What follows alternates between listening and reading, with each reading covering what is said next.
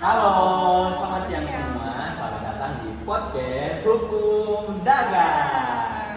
Nah, pada kesempatan ini teman-teman, kami dari kelompok 2 yang beberapa waktu lalu telah mempresentasikan makalah kami di kampus. Kali ini diberikan kesempatan untuk membuat podcast berdasarkan makalah tersebut, yaitu tentang Perseroan Terbatas atau PT ya teman-teman. Nah, namun sebelum itu, sepertinya kurang afdol kami dulu perkenalkan diri ya. Perkenalkan, nama lengkap saya di bisnisnya apa, berarti disapa diri, dan saya bersama dengan Tiffany Stella Darmia, biasa dipanggil Tiffany. Oke teman-teman, mungkin tanpa memperpanjang waktu lagi kita langsung masuk mengacak-acak pertanyaannya dan kita bahas kupas-kupas. Oke, saya acak dulu ya Pak. Kita acak. Ya, pertanyaan pertama Pak Tiffany.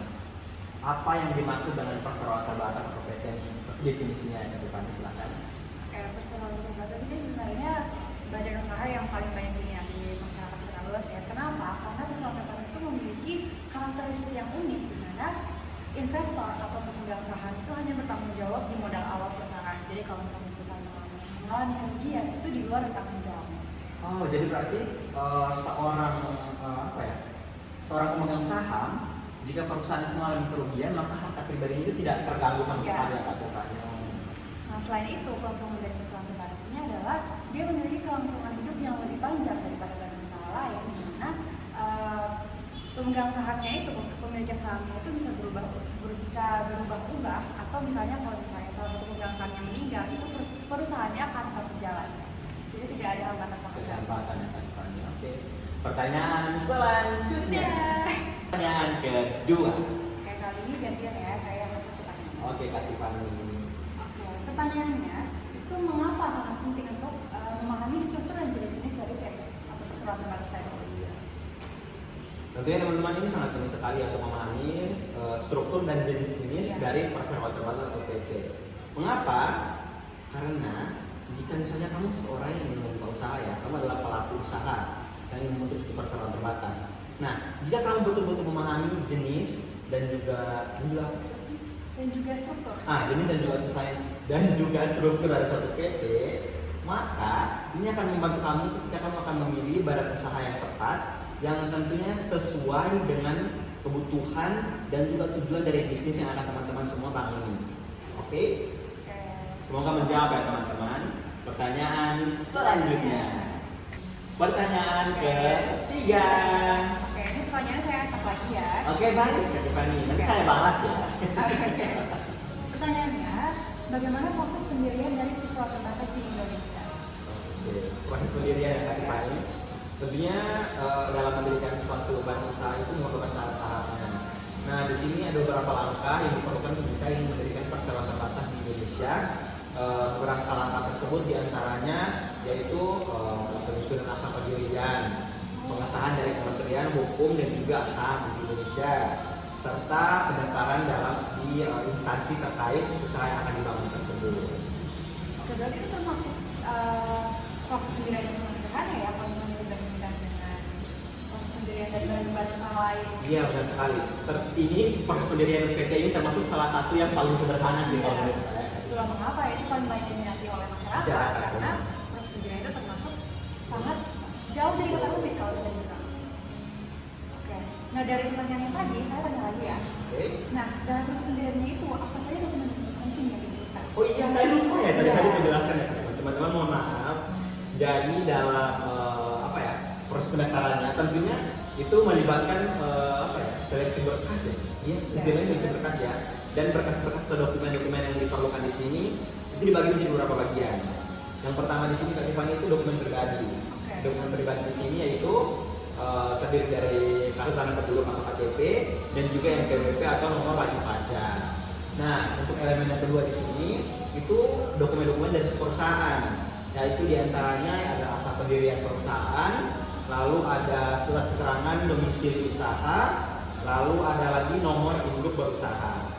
Nah, selanjutnya masih ada lagi nih beberapa dokumen tambahan, namun ini tidak selalu wajib ya. Biasanya hanya pada pada keadaan tertentu saja dokumen-dokumen ini diperlukan.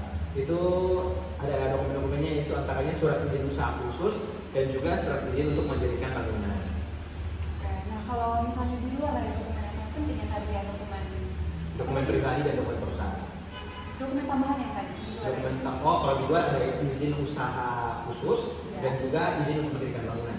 Nah kalau misalnya dalam dokumen tambahan itu apakah kalau misalnya salah satu pulang, apakah masih bisa tetap dilaksanakan proses pendiriannya atau bagaimana?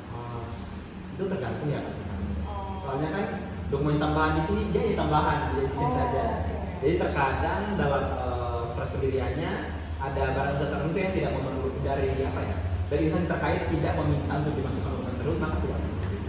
Oke, ini pengetahuan yang sangat penting ya teman-teman. Nah, berangkat dari pertanyaan sebelumnya, berapa lama biasanya proses pendirian PT ini berlangsung? Oh iya, benar sekali ya Kak Tiffany. Iya. Apalagi tadi sudah kita ketahui kalau perseroan terbatas atau PT ini salah satu yang banyak diminati Iya. dan tidak ribet ya dalam dalam pendaftarannya dan juga pendiriannya. Nah, pendirian di sini teman-teman itu biasanya biasanya minimal itu 7 hari kerja. 7 hari kerja untuk pendiriannya, namun terkadang ini bisa lebih dari itu. Ini semua tergantung, misalnya ada kendala teknis saat pendaftaran atau pendiriannya, atau mungkin ada revisi, mungkin dokumen yang kurang atau perbaikan dokumen begitu sepertinya, maka waktunya bisa lebih dari 7 hari. Namun biasanya paling singkat itu 7 hari. Oh, jadi keren sekali ya perseroan terbatas. Ini sangat diberikan kemudahan bagi Sangat, makanya banyak yang minat. Iya, benar sekali. Oke, kita lanjut pertanyaan keempat.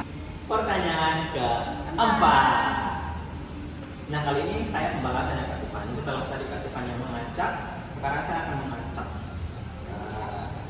Acak-acak. Pertanyaannya, datang dari teman kita nih Kak Tiffany pertanyaannya.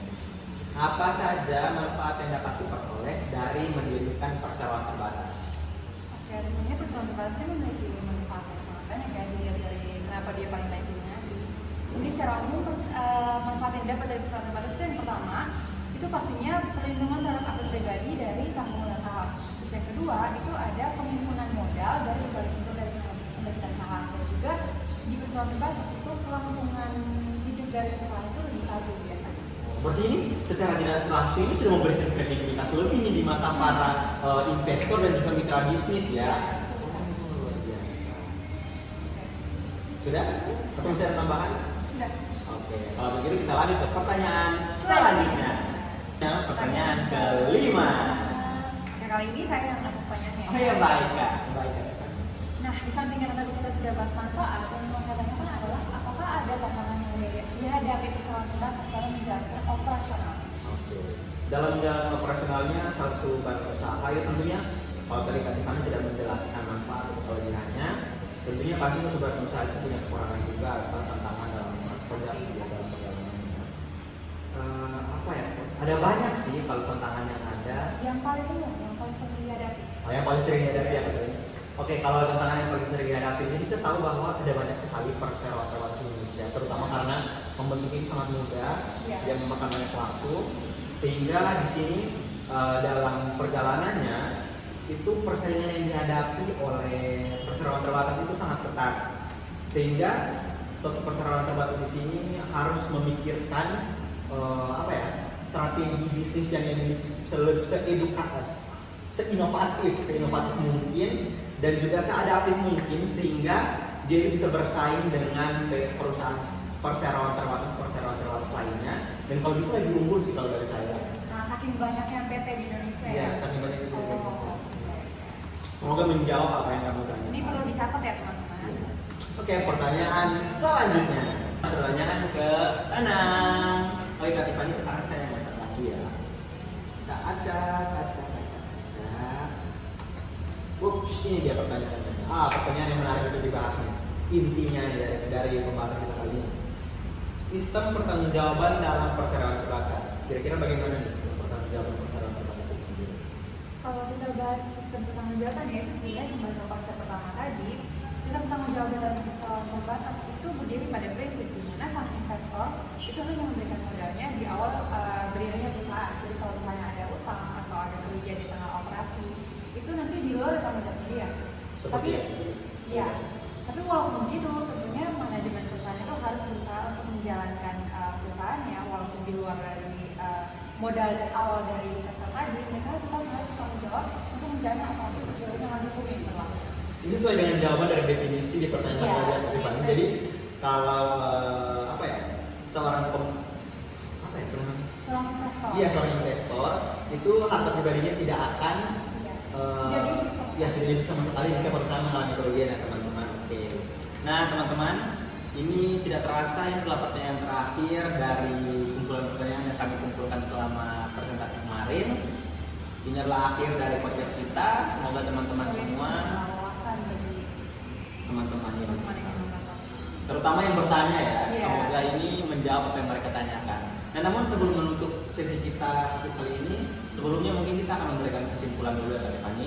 Hal-hal penting apa yang harus dicatat oleh teman-teman semua berdasarkan dari apa yang sudah kita jawab tadi. Ya oke teman-teman semua, jadi setelah kita melewati Panjangnya. ya, panjangnya pembahasan kita sebelumnya, sekarang kita akan menarik kesimpulan dan juga poin-poin penting yang harus teman-teman sekalian catat berdasarkan pembahasan kita pada hari ini.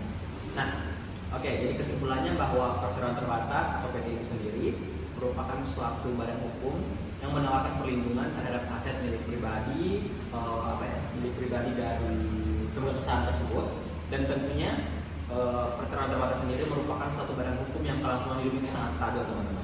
Nah selain itu juga dari proses pendirian yang terbilang tidak rumit sama sekali, tentunya para pelaku usaha juga tetap memperhatikan dari masing-masing alat tersebut supaya tidak melakukan kesalahan dalam membangun perseroan terbatas di Indonesia. Nah selain memiliki banyak manfaat, tentunya perseroan terbatas juga dalam keseharian yang pasti memiliki banyak tantangan ya, seperti yang tadi dijelaskan oleh Didi. Itu karena saking banyaknya perseroan terbatas di Indonesia yang dibangun oleh para pelaku usaha itu sangat tinggi dari saingan ya. Jadi para pelaku usaha Karena ada banyak pelaku usaha, jadi saingannya ketat sekali. Iya. Jadi mereka harus menemukan ide yang Sangat kreatif. iya, sekreatif mungkin Biar bisa selesai. Iya, betul. Dan selain itu, teman-teman perlu perlu memahami struktur dan juga struktur dan juga jenis-jenis dari perseroan terbatas, sehingga dalam membuka satu usaha teman-teman bisa lebih memahami dan bisa membentuk strategi dan tujuan apa yang teman-teman capai dengan lebih baik lagi. Oke? Mungkin sampai sini saja. Terima kasih untuk semua yang telah terlibat dalam podcast kita hari ini. Semoga teman-teman, kami harap tentunya semoga mendapatkan wawasan yang mendapatkan wawasan lebih dan dan teman-teman membantu bisa dalam keseharian membangun perseroan terbatas. tentunya sekali ya teman-teman. Oke, sampai jumpa di pertemuan selanjutnya. Dadah.